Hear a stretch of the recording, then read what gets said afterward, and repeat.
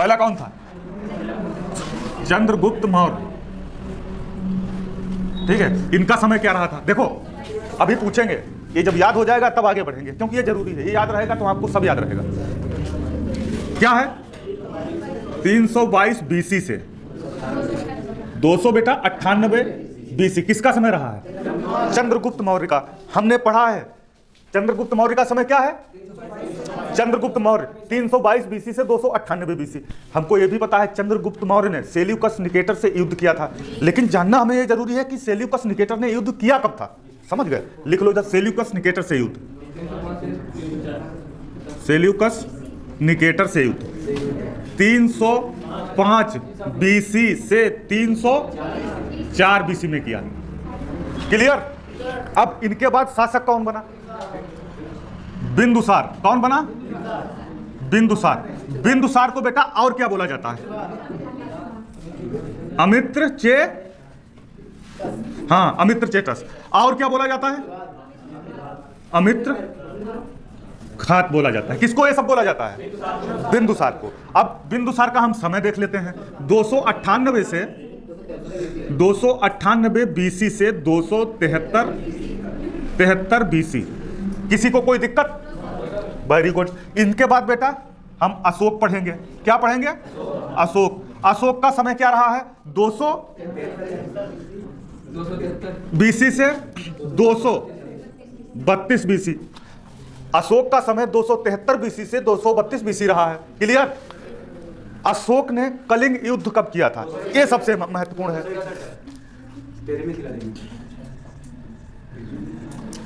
261 BC में किया था।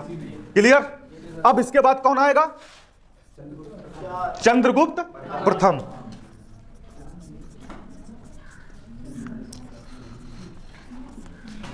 यहां से समझिए, बीसी खत्म, ईस्वी शुरू।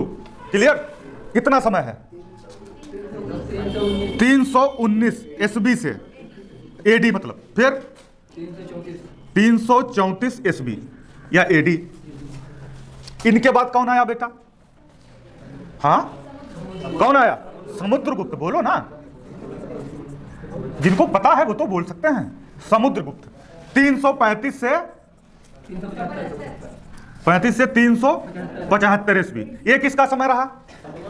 समुद्रगुप्त का। समुद्रगुप्त के बाद कौन आया? चंद्रगुप्त द्वितीय। हाँ, चंद्रगुप्त द्वितीय को ही क्या कहा जाता था? विक्रमादित्य। चंद्रगुप्त द्वितीय, इनको क्या कहा जाता था? विक्रमादित्य। ठीक है, समय बताओ। 375 से 415 ईस्वी है। फिर बेटा कौन आया? हर्षवर्धन। इनका समय बताओ। 606 से ईस्वी। हाँ, अब सुनो, रुको एक मिनट, रुके हो? रेडी? ये आपको याद होना चाहिए। ठीक है, अगर याद नहीं हुआ कल हम मारेंगे, बता रहे हैं। क्या करेंगे? मारेंगे। ठीक है, और इधर वालों को तो लिटा लिटा के मारेंगे। ठीक है, इसलिए जो है ना, ये याद नहीं करोगे, मालूम क्या फिर दिक्कत होगी आपको। सब इसी का खेल है, बीसी का। आप गड़बड़ा जाओगे। मेरी बात को समझो, आप इसको सीरियस लें। अगर आपको सन याद होगा तभी आपको याद रहेगा कौन कब शासक हुआ है। समझो ना बेटा। अब एक बार हम लोग देख लेते हैं। चंद्रगुप्त मौर्य का समय 300 बीसी से 298 बीसी। सेल्यूकस निकेटर से युद्ध कब हुआ था? 305 बीसी में 304। बिंदुसार, अमित्र चेटस, अमित्र घात, ये सब किसके नाम है? समय कितना रहा? 298 बीसी से 273 बीसी।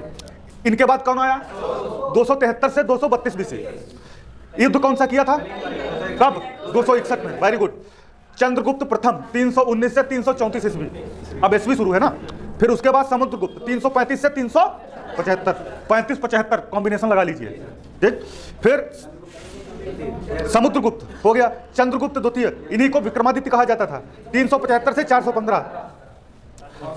हर्षवर्धन 606 से 647। पांचवी बौद्ध संगीत इन्हीं के काल में तो हुई थी।